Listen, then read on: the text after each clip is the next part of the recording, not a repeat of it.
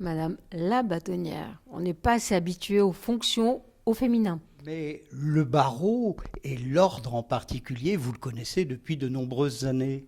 Absolument, puisque j'ai eu 6 ans, 7 ans au niveau du Conseil de l'Ordre. Je me suis aussi occupée de l'école des avocats donc pour faire de la formation et organiser les états généraux du droit de la famille et du patrimoine avec un autre confrère lyonnais et d'autres confrères aussi. Donc je crois que je connais un peu la maison. Tout au long de l'entretien que nous venons d'avoir, vous avez beaucoup parlé de collectivité. Le barreau, ce sont 3103 avocates et avocats aujourd'hui. Ça représente quelque chose d'important pour vous, cette famille du droit. En fait, ce qui est compliqué, c'est qu'on est très nombreux et qu'il est important d'arriver à fédérer les avocats qui interviennent dans des domaines très différents. Nous avons actuellement 29 commissions qui portent sur des domaines de droit différents les uns des autres. Et 29 sur 38, je crois, en tout, hein. c'est ça, parce qu'il y a des domaines comme la déontologie, comme la commission administrative pour les gens qui viennent s'inscrire. Enfin, il y a des commissions qui ne sont pas sur les domaines de droit, mais vous en avez ensuite en droit social, en droit de la famille et du patrimoine, en droit pénal, en droit des mineurs, droit des étrangers, droit de la santé, etc., etc., etc. Donc, ce qui est important, c'est que toutes ces commissions puissent travailler ensemble et que souvent, les justiciables, ils ont besoin de pluridisciplinarité. Donc il faut être en même temps compétent sur un domaine et en même temps savoir travailler avec les autres. Donc nous, l'objectif, c'est que les commissions travaillent ensemble et qu'on puisse aussi organiser des colloques, des congrès, en n'oubliant jamais de penser au mode amiable, au droit international, au point de déontologie et évidemment à la technique elle-même de droit. Concrètement, comment cela peut-il se passer? Alors, concrètement, quand un justiciable vient voir un avocat, le premier réflexe n'est pas d'aller voir le juge, c'est de faire un audit de la situation et d'essayer de voir avec son client, de l'accompagner pour essayer de trouver une solution amiable. Et puis, si on n'y arrive pas, d'aller voir le juge. Actuellement, les avocats sont beaucoup plus dans une fonction de conseil, de prévention, d'aide à la gestion d'un conflit, plutôt que d'être tout de suite devant le juge judiciaire. Hormis, évidemment, la juridiction pénale, quand il y a des poursuites devant le juge répressif, ça c'est encore autre chose. Ouais, c'est un autre domaine, le C'est un pénal. autre domaine. On a l'impression que parfois vous ressentez un manque de visibilité de votre profession. Alors, en fait, on est quand même de nombreux avocats et notre profession n'est pas toujours visible par le grand public, sauf ceux qui viennent nous voir dans nos cabinets. Souvent, au niveau des médias, c'est l'avocat qui sort d'un dossier d'assises, qui est en robe d'avocat sur les marches du palais de justice, alors que l'avocat, dans le cadre de son cabinet, eh bien, il reçoit ses clients, il y a des réunions de négociation, il y a un travail de dossier qui est très important, de recherche, d'écriture, et puis il peut accompagner évidemment et assister son client devant la juridiction. Mais donc c'est beaucoup plus important, il y a beaucoup plus de facettes que ce qu'on croit à l'extérieur. C'est une profession qui s'ouvre, hein, à n'en pas douter. C'est une profession qui est très ouverte.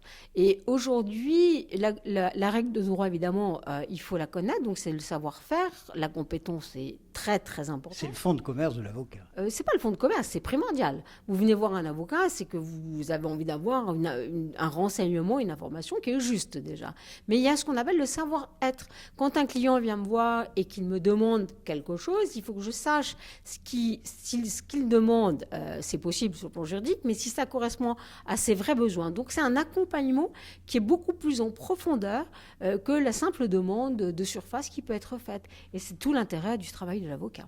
Accompagnement, bien entendu, sur fond de conseil. Est-ce que la visibilité de la profession à Lyon en particulier, et dans la métropole lyonnaise en particulier, ne passe-t-elle pas par l'international? Le barreau de Lyon a initié beaucoup de partenariats avec des barreaux étrangers, hein, la Pologne, le Maroc, les pays européens. C'est une forme de visibilité également, cette internationalisation. Alors c'est très important et le barreau de Lyon a toujours été très ouvert à l'international. Et donc là, il faut vraiment continuer dans ce sens-là. En 2016, on va avoir quelques événements à Lyon vraiment au niveau du droit européen. Et le barreau de Lyon va donc accueillir des avocats de tous les barreaux d'Europe. Ma volonté pendant ces 2 ans, c'est que le barreau de Lyon rayonne aussi sur le plan international, comme la métropole le fait. Et il est arrivé régulièrement qu'il y ait des voyages communs organisés par la ville de Lyon, des chefs d'entreprise et des avocats aussi. Parce qu'on est totalement intégré dans la société et dans notre métropole. Quelques mots sur la prospective. Il y a des dossiers en cours, comme celui de la construction de la maison des avocats, de l'école des avocats, qui sera également avec El Carpa, mais bien d'autres sujets de prospective qui vous interpellent aujourd'hui.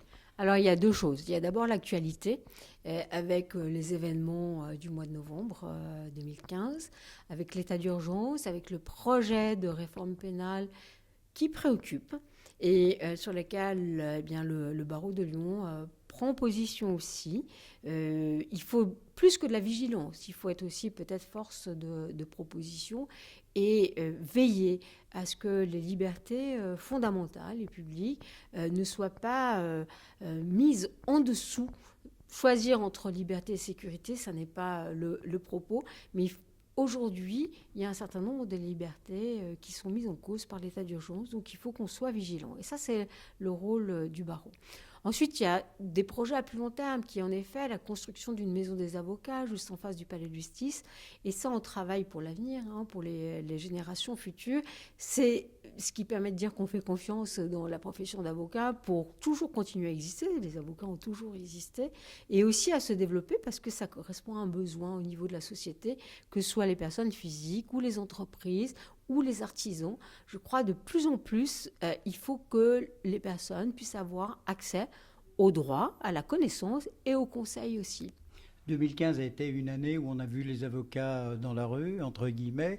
Est-ce que 2016 permettra de régler ces préoccupations que vous aviez? Alors ça, c'est au niveau de l'aide juridictionnelle. On a une profession qui s'appauvrit pour certains, mais pas pour toute la profession, ça c'est sûr.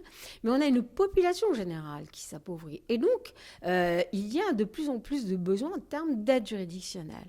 Donc, le projet de 2015, qui était de diminuer par 30% à 50% l'indemnité versée au titre de l'aide juridictionnelle, ça n'était pas tenable pour les avocats. Là, le gouvernement a renoncé à ce projet. Et actuellement, il y a un calendrier de discussion et de réunion. Et là, on est très vigilant. Au niveau du Conseil de l'ordre, on a mis en place un petit groupe de travail qui est vigilant et qui regarde ce qui se passe. Et ce que je peux vous dire, c'est que la profession restera totalement sur le qui-vive quant à cette question de l'aide juridictionnelle, parce qu'il n'est pas question de laisser sur le côté les gens, les justiciables, qui sont les plus vulnérables.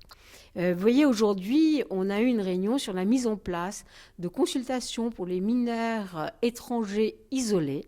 Et ça correspond à un vrai besoin qui a été diagnostiqué par les avocats.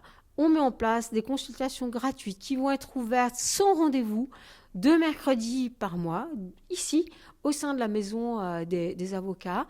Eh bien, on l'a fait savoir parce que, véritablement, c'est l'humanité. Et vous savez, dans notre serment, on a juré d'exercer aussi avec humanité. En plus de la probité. Maître Junot Frangé, merci. Rassurez-nous, l'avenir pour tous les jeunes qui souhaitent s'orienter vers cette profession, l'avenir est quand même prometteur. Alors, on a une profession d'avocat qui a toujours eu ces moments d'inquiétude. Ce n'est pas une profession qui est lisse. Souvent, elle est remise en cause. Et vous le voyez bien, à une période où on parle de sécurité extrême, on essaye de voir comment la justice peut être mise au second rang pour faire passer la sécurité au premier rang. Les avocats sont là pour répondre présent et dire que les principes fondamentaux, les libertés fondamentales, ça reste essentiel. Et il y a tous les avocats qui arrivent, il y a une place pour eux. Et je pense qu'il y a des besoins en droit qui ne sont pas encore couverts. Donc il y a beaucoup de choses à faire. Merci beaucoup. Si vous aviez un mot à dire en forme d'avenir. L'avenir, ne restons pas dans notre carapace. Il ne faut pas être individualiste. il faut le travail en groupe et le travail dans l'intérêt général.